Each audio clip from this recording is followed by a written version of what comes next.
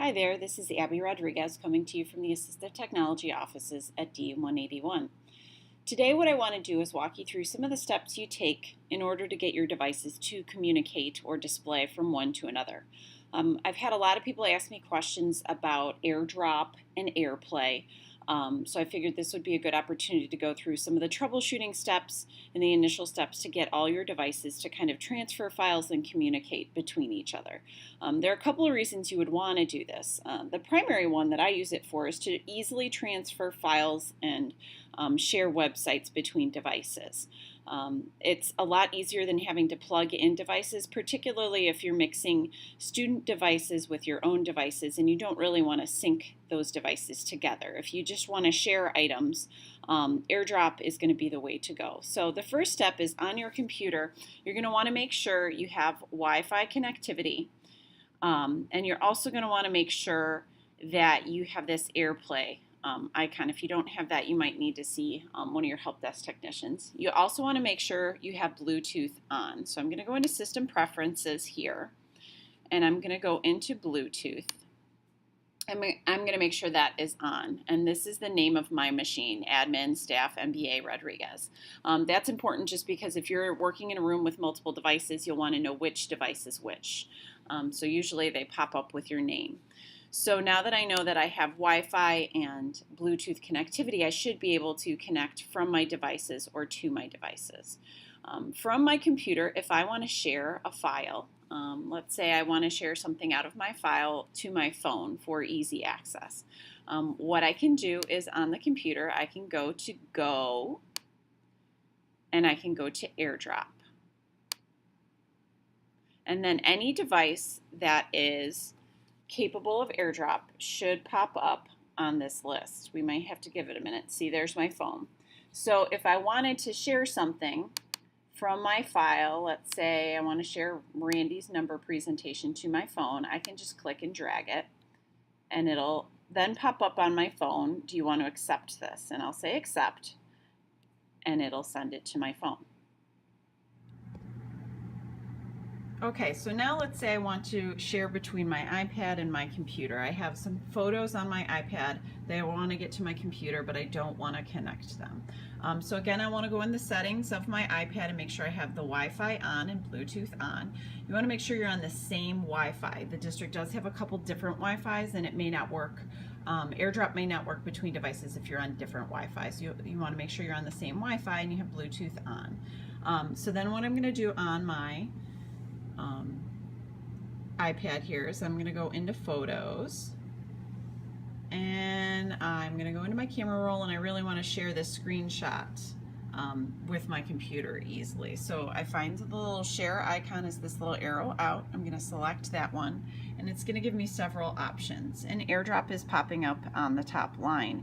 If you don't see a device pop up on AirDrop, it means either it's not on, it's not connected, or it doesn't have Bluetooth on. So I can easily select that I want to send it to my MacBook, and then on my computer it says, hey, this iPad wants to send you something, and I'm going to say okay. I think it's giving me a hard time because I'm recording right now, but that's generally how it's going to work. And then it would show up in my downloads. So see, there it is in my downloads. So that's an easy way, and you could do multiple photos at the same time or videos. This is a simple way to connect the two together. Another sharing option is to share websites. A lot of times I'll find websites on my phone and I want to take a closer look at them on my computer. And airdropping is a simple way to do that. I'll show you on my iPad, but on your phone it would be very similar. So I'm going to go into Safari, and I want to share this Sports Illustrated article to my computer. So what I'm going to do is again find that share folder, or that share icon, and AirDrop will come up again, and I'm going to say I want to send it to my MacBook Air. It'll pop up over here and it'll automatically open. And since I'm using Chrome, it opened it in Chrome. Chrome doesn't have the same sharing options back and forth, but if you do it in Safari, you'll see that share icon and you'll be able to share between devices that way. So this is a nice way to share a website between devices as well. Airplay is what we use in order to play from a device onto another device. So I often play from my iPad to my computer for recording purposes, or you can play from your iPad to an Apple TV in your classroom, or from your computer to your Apple TV in your classroom, and that's all using AirPlay. Now, for a device to play directly to a MacBook, on your MacBook you're going to need some software called AirServer. So you may need to install that in order for it to work. But between iOS, the mobile devices, and the Apple TV and the computer in the Apple TV, it should be good to go without AirServer. If you have questions about that, let me know. So I'm going to go ahead and project right now from my iPad onto my computer. So to do that, first in the settings of the iPad, I have to make sure that AirDrop and AirPlay is enabled. And then once that is, then I swipe up to get the control panel. I have AirPlay as an option.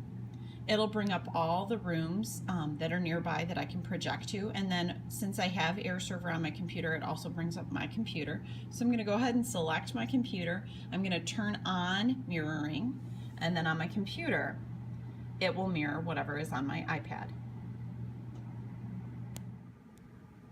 So in order to project from my computer up to the screen using the Apple TV in the classroom, I'm going to go ahead and turn on the device and turn on the Apple TV, turn on the projector.